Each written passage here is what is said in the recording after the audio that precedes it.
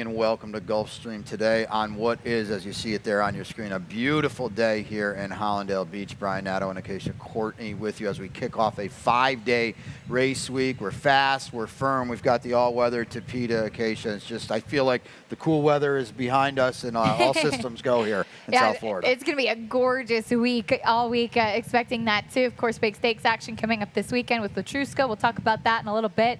And of course, building up to next week with that jam-packed day we're going to have both here and out in California, the Fountain of Youth, as the road to the Triple Crown continues here at Gulfstream Park. But exciting stuff coming up throughout this week as well. Yeah, without a doubt. We kick it off with 8 today. And before we get going, we've got $1.25 million in the gross guaranteed Rainbow Pick 6 jackpot. Starts in race 3 on the 8-race card today. So take note of that. We'll have a quick break coming up in a few races, and then we'll be back with Ronnie's ticket.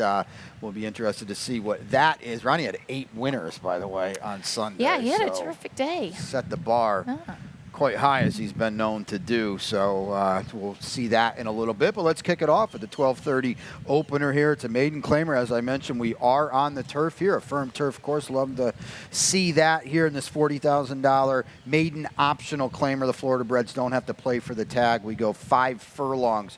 Sprinting here, I go to number 4, Morning Cocktail, who I thought ran pretty well, Acacia, on the Tapeta last time, but then I look at that turf race 2-back, was really sharp. We'll kick off my early pick 5 as well, as I tried to blow by that. $20 ticket, I'll spread a little bit in the opener. Single in race 2, win or seller down inside, a little spread 2-4 in that order in race 4. The single best bet of the day, Veloce in race 5, and then the deep spread in race 5, the finale, the get-out race. I didn't have a strong opinion. We sprint 5 on the turf in that one as well. Number 9, my long shot play of the day, Faithful Ruler to the outside, but now we'll get into the opener as I tried to jump the gun there a little bit. And I do think Morning Cocktail, who you went with as well, is the one to beat here. It's run fast on the turf, run fast on the Tapeta, and now we're going to run on the turf for a tag for the first time. I thought that Tampa maiden special weight race 2 starts back was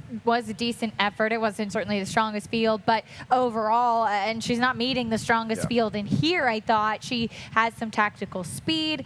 She has that good turf race behind Quick Conversation at Tampa and maiden special weight company. She's kind of the one that's proved that she could handle sprinting on the turf, where for me, a couple of the others, including the early favorite, that's an unknown. Hot Anna does have some turf pedigree, but she has a bit of a layoff and is trying the grass for the first time. Yeah, I agree. And scratch the 8, Queen of Lies, who I think was a player as well in the drop for Mike Stidham. But it'll be interesting to see what Marcos Meneses does with Morning Cocktail, because she is very, very fast. I think if they want the lead, they can get it. You went next door to Hot Anna, lightly raced for Kenny McPeak, trying the turf for the first time as well. You can even see just in the short comment, acted up at the break, and I looked back at my notes from Saratoga. That's the last time we saw her, the first week of August, that she was really difficult prior to the race. You saddled her kind of outside, away from the rest of the horses.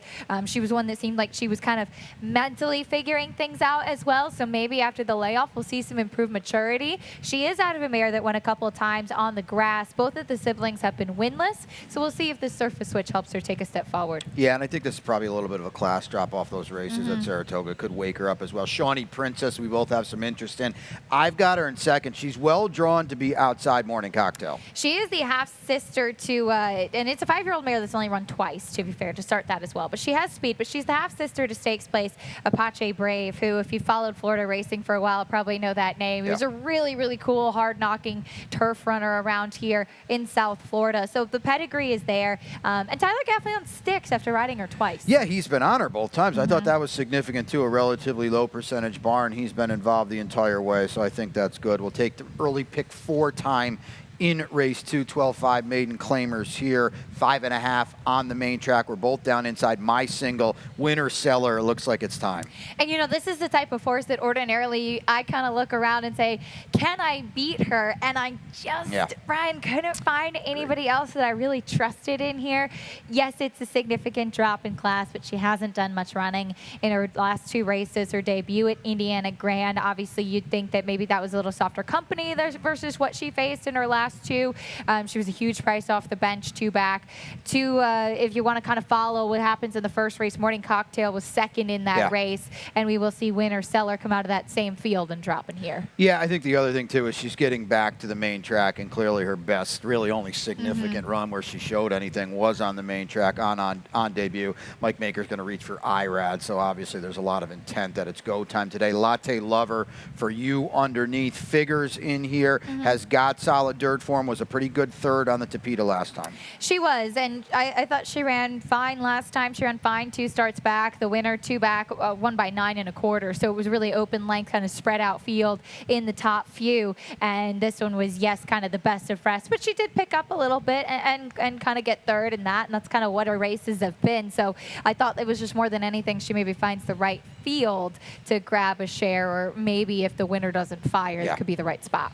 Fearless Girl's probably going to need some pace help up front, right? Yeah, absolutely. You would think that. She is third off the layoff, though, and Hector Barrios been having a quietly strong meet here. Yeah, and she did run very well 2 back, and that was off a really long layoff. I wonder if she paid the price a little bit. You see she regressed a little bit on figures. She's not going to have to run a lot better in either of her last 2, but I think we both kind of agree. Winner, Seller, it's time today. And I'll tell you what, if it's not time today, I wonder when it is going to be time. So first 2 down, we'll take a quick break. When we come back, Rainbow 6 time. Ron's got a ticket for you. And they're off. Second in the 2 path. Round off first inside. Race.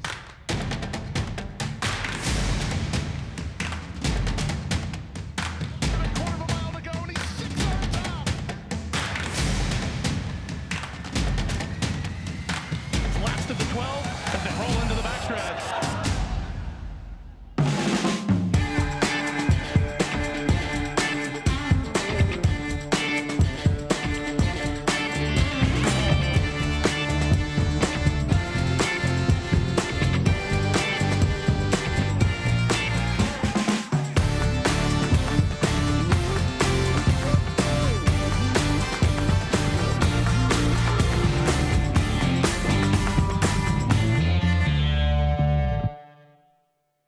Welcome back to Gulfstream today. Brian and Acacia with you on a beautiful Wednesday afternoon here in Hollandale Beach. We got through the first 2 races, and on an 8-race card, that means there's 6 left. That means it's Rainbow 6 time. That means it's Ron Nicoletti time. It is Ron Nicoletti time, and we have 43.20. Things are back to normal now, but $1.25 million in the gross jackpot guarantee. Ron's 3 deep in the opening leg here. We're on the Tapeta. Got 3 horses in the 4th as well. I know you like Veloce in there. He has that one in the mix. 5th race I thought was tricky. He's just got 2 there with the 3 Classic State of Mind and American Starlet, who was really good for Wesley Ward.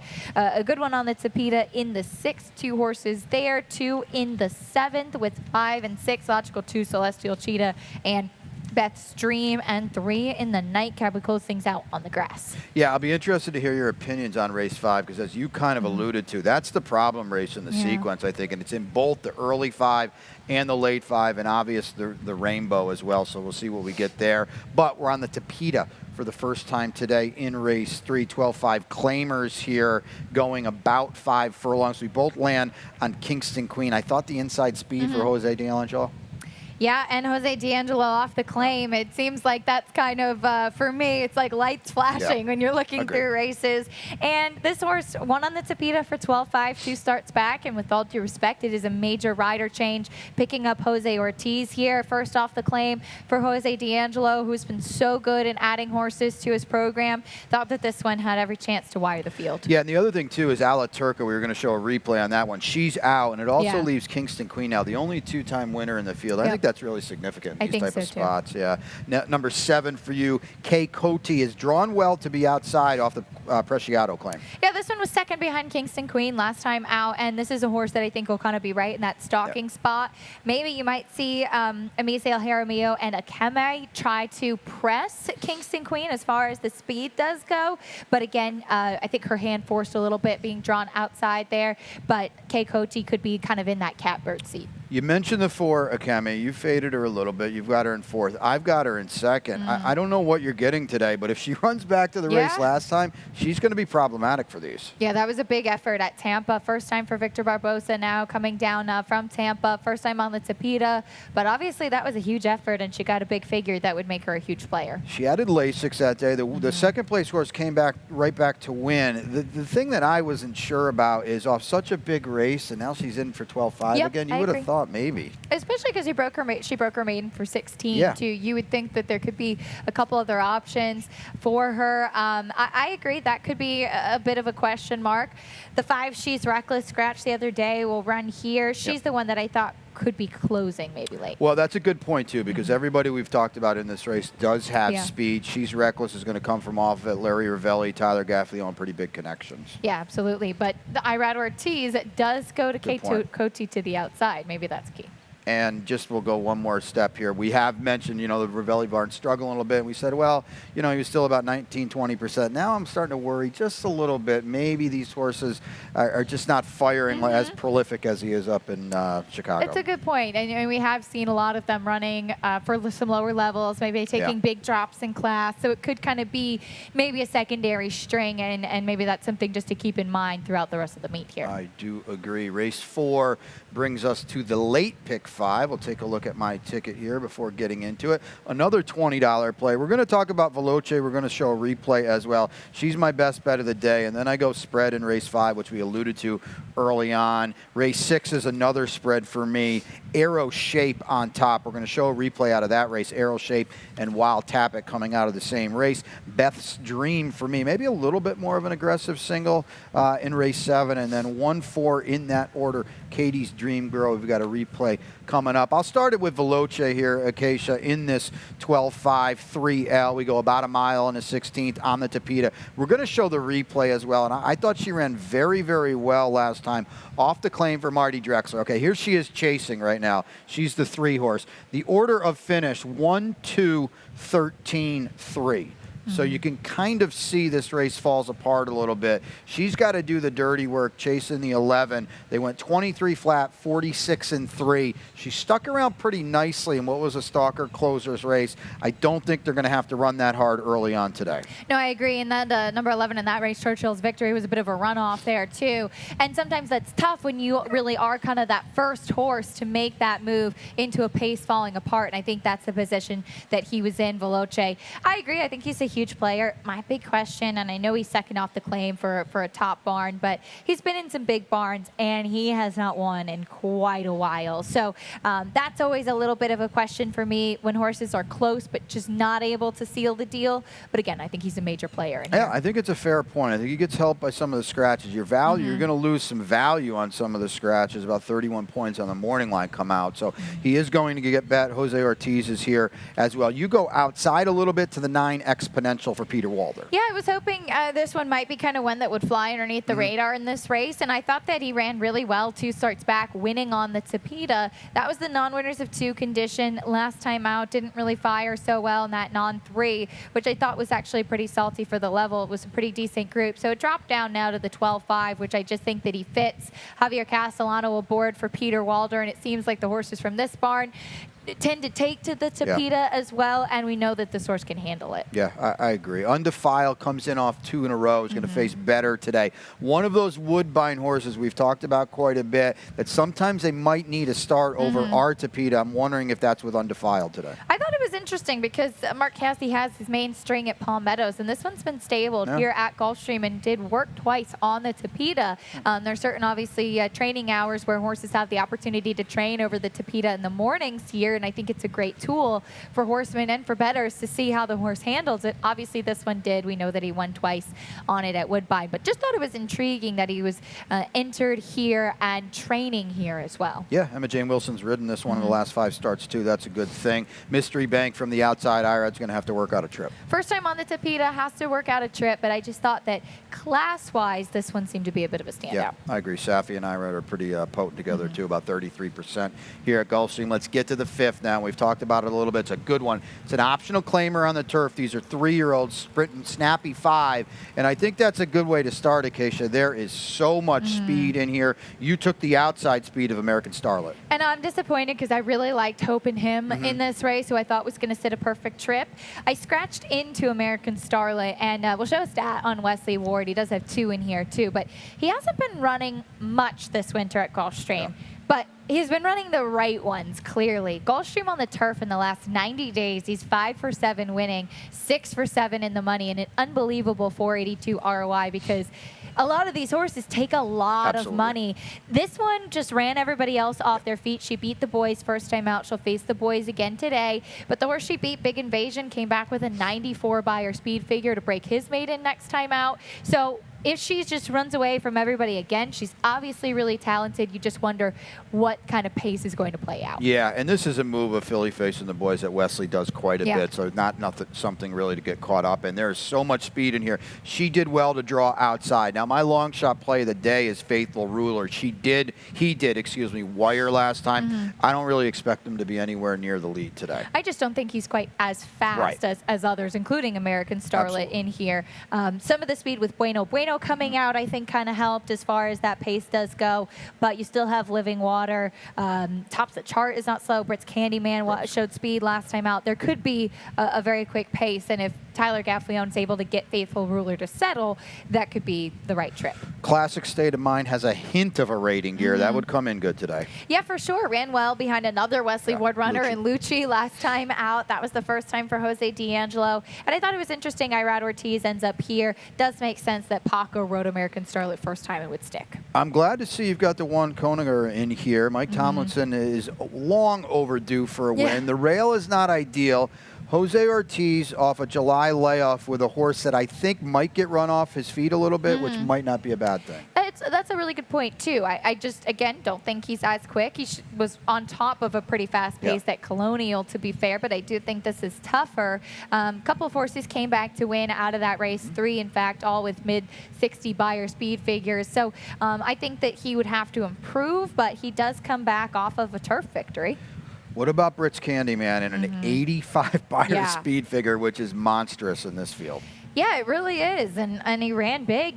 Switching to the turf last time out, Rohan Creighton with 2, and the barn is just everything it seems over the last couple of weeks has been winning. Yeah, absolutely. This is a tough, problematic race in all the sequences. If you can get through it, if you get through it with a square price too, you're going to really, really knock out a lot of the competition. Late pick 3 time in race 6. It's a starter optional claimer, about 5 again on the Tapeta. These are for 3-year-old fillies in here. Yoga Queen was good on debut for Antonio Sana, who doesn't win a lot on debut. No, and I think it was a pretty soft field that she beat, to be fair, and she was a price that day, but I had liked her a little bit. And now you see Jose Ortiz come back with Antonio second time out, and it seems like the horses that Jose rides for Antonio have really been the ones that you want to take a look at least recently. They're 20% together, freshened up a little bit since that first race. She comes back here. I think it's a logical next spot for her, and she's protected. She's not in for the tag. I think that's a great point, too. She's not in for a tag. She runs on debut. Now he doesn't want to lose her. We've got a replay to show with a couple of horses. Arrow Shape to 6, Wow Tap It to 5 in this race. Here they are here. Wow Tap It loose. Arrow Shape is behind, and it's just not really where you want to be when you've got to pass some horses. And, you know, credit to Wow Tap It. She went about her business and got her second win, which we talked about earlier. I think it's significant. I don't think this is the ideal trip for Arrow Shape, who was the 3 here, threading her way through and then now tipping out. I thought she ran very, very well. I think today she probably gets, they're not going to go 21-3, I don't think, but I think they'll be more contested early on. No, I agree. It could be intriguing, especially with Princess Cupid, an intriguing kind of new face in this condition. Arrow Shape tried Florida Breds last time out, so it did have another race after this and ran fine, I thought, in an actually pretty good field with Chacalosa coming back to win too. They make sense. I took a little bit of a shot with that new face, Princess Cupid, and I know that class-wise maybe will not stack up as well, but is one that I think we know can handle the Tapeta, could potentially sit a good trip. Yeah, and the stats always refresh if you're looking at your racing form. So you see Guadalupe Preciado 1 for 9 off the claim. This is a barn that has done this move over and over again in the past, we'll call it past decade or so. Yeah, absolutely, and especially seeing Irad Ortiz take the call. Yeah, significant jock move there. Race 7, we go to the main track, a 1-turn mile here. State bred optional claimer. The tag is 12. It's a 1X in here. Both of us, I'm single to Beth Stream. I'm glad to see you land here too. Quite frankly, I don't know what to make of her, but if she goes anywhere near her last race, she'll wave goodbye again. Yeah, that was a huge effort. And she came off of a big layoff and won by over 9 with an 85 Beyer speed figure. And it was an 85 speed figure for a 16 maiden, which I think was kind of an unbelievable as well. And nobody picked her up that day, which I'm sure Victor Barbosa was happy about. She stretches out today. She's by Jess's Dream. There's pedigree top and bottom to say that she should handle the stretch out just fine as they'll go a mile. And I don't know if she's able to build off of that. I just thought she was a touch better than these. I tend to agree, and I don't know if they were just fingers crossed nobody claims her and we're on a rocket ship here, but you look at her comeback, and if she, again, like I said, if she does, she's loose in here too, I think is the other thing as well. Number 5, Celestial Cheetah. Tactical enough, and I thought the comeback was pretty solid too. Yeah, she went 7 last time out for state bred allowance types behind Race Day Speed, who came back to win again out of that. That was also a big step forward as far as her figures do go. So you could certainly imagine that she'll build off of that. The 2 Battle Cries in good form. But as you mentioned, all these horses need a little pace help. Yeah, they're all at the mercy of the pace, and when the best horse in the race is doing the pace and no one else is, that's a problem for the rest of these. So on to the finale. We've got another replay to look at. Katie's Dream Girl is the one. We've got $20,000 2 L's here. We're on the turf to close it out. Always good to see that. I thought Acacia, you know, she had a relatively problematic trip, and she was the only closer in this race. Here it is into the first turn. She is the number 8 horse, and she's kind of in the midst, and it's just not, it's tough to be in between horses and checking early and often in a spot like this. No, that's a really compromising position to be in, not able to get to the rail until at this point, and even still does not seem completely settled off of that. And certainly you'd imagine now that she actually did run pretty well, finishing 3rd, she should build. Yeah, and she's going to try to loop them here, and that's just not, it's not the ideal scenario over this turf course, especially when you spot a lot of them, some ground, and she still runs on. It's 2.68 here, by the way, under the line. So you can see they ran 1-2 around the track. She's the only closer in the race to make any real dent. Now we're inside today. We can save all the ground. You mentioned Marty Drexler earlier. I like him on Veloce. He's really turned the corner. I think after a slow start, Marty's really kind of been winning races a lot more. So I think Katie's Dream Girl, to me, and you didn't play her at all. That's interesting to see. I didn't. I passed on her, and I was probably too hard on her, I guess. And you bring up some great points with the trip that she had and what she had to overcome last time. I guess I was looking for more a horse that I thought was going to be in the first flight. Systematic for George Weaver, who I thought was actually ran really well last time out behind Miss Delicious, who took a lot of money and has some speed too. This is a horse that can be in that stalking spot, that can be up on the pace as needed. Maybe there'll be some other speed with Jazzy T in here, but I didn't see a ton of confirmed speed, and at this level, I wanted a horse that was going to kind of be right up there early on. Yeah, I agree, and George has been very live with everything he sent out. Next door, number 3, Winter Princess, lightly raced for Maker and Irad. Yeah, she drops down off of the layoff. She hasn't run since March of last year's championship meet, and she faced Porque No, who was in really good form at that time. So maybe it's just kind of going back to basics, but what does she do off the bench? We'll find out today. Yeah, it's a significant layoff. Cool fronts on the outside with some speed for Mike Deeney. Has had good form at Tampa, probably faces the big, we'll call them big gals in here, though. Yeah, I agree. Even though it looks like a class drop, this is a pretty salty field for the level, and coming in from Tampa, she'll have to, I think, take a step forward. Well, that's the 8-pack here on Wednesday, but we've got a lot to do before we leave you and get ready for the opener. Lightning round time. And first, as we do every Wednesday, we'll take a look at the trainer and jockey standings here.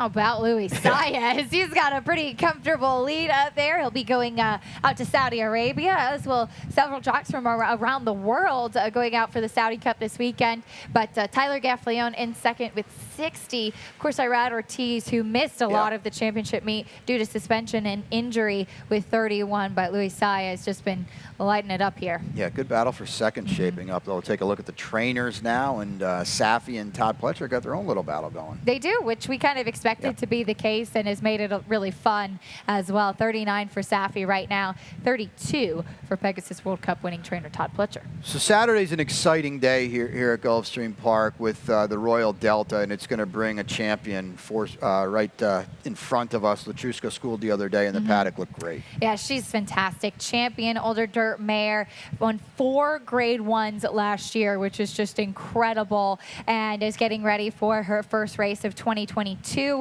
in the Royal Delta. We saw her kick off her U.S. career in the Clásico del Caribe weekend right at the beginning, and it's been so fun to follow her. She's such an awesome racehorse, and I'm really glad she's staying in training this year. Yeah, and she really kick-started that championship campaign last year here in December of 2020, so that was really cool to see as well. We'll take it full circle because now you can see sales time here, 2-year-olds in training coming up.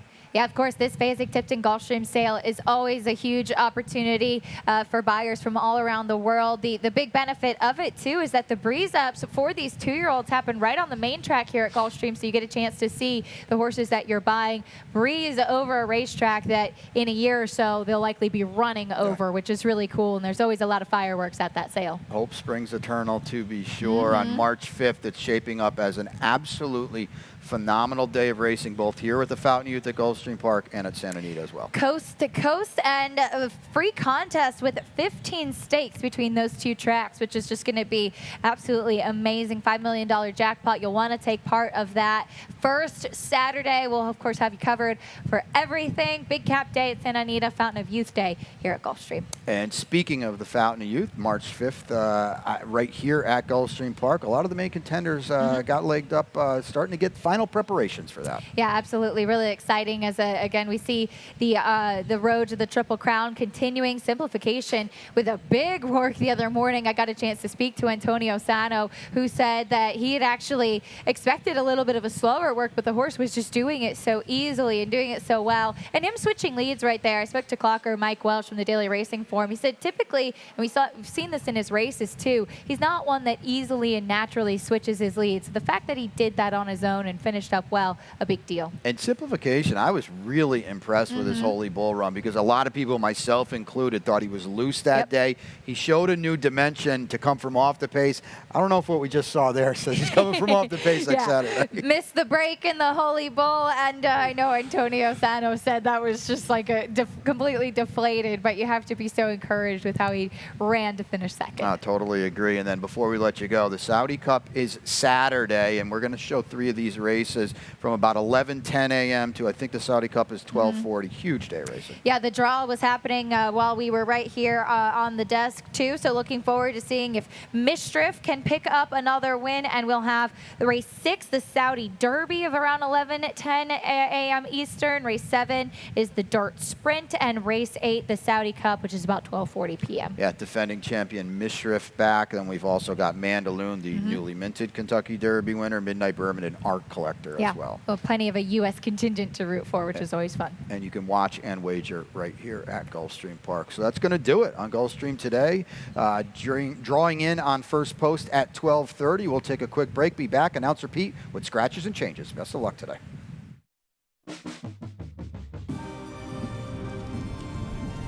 I remember the first time I came to Gulfstream, it was like this big fairy tale place. We back. Northern Dancer, winner of the Florida Derby. Yeah. All the history, all these great horses, trainers, jockeys. It is Barbaro to the final furlong. He is a neck in front. Barbaro wins! It was everything that I ever dreamed of. Sunday silence surges to the front. First day, opening day of championship meet, I was kind of starstruck. You're watching LeBron James, and then next thing you know, you're playing basketball against him. That's how I felt when I'm riding with Donnie V, riding with Irad, Luis. So many famous people come, Post Malone, Pharrell, J-Lo was there. It's epic. The weather is beautiful. The facility is phenomenal. It's all about Knicks Go. Knicks Go makes it 4 in a row. It's one of the most beautiful tracks in the country, surrounded by some of the greatest horses and riders. It's amazing.